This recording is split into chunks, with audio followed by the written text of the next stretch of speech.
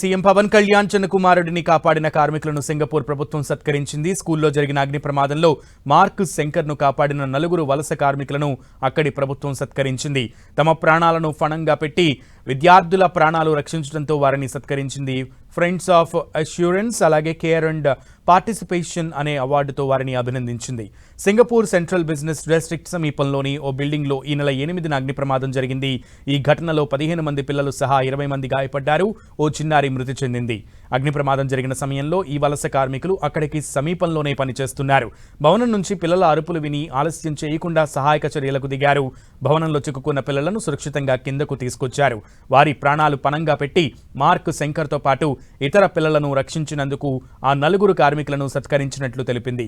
ఇంద్రజిత్ సింగ్, సుబ్రమణియన్, శరణ రాజా, అలాగే నాగరాజన్, శివసామి, విజయరాజా అనే 4 భారత వలస కార్మికులను అక్కడి ప్రభుత్వం సత్కరించింది.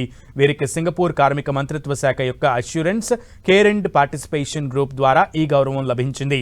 ధైర్య సాహసాలకు సింగపూర్ ప్రభుత్వం ఈ అవార్డు అందిస్తుంది. ఇక ఈ ప్రమాదంలో గాయపడిన మార్క్ శంకర్ చికిత్స అనంతరం ఇంటికి చేరుకున్నాడు.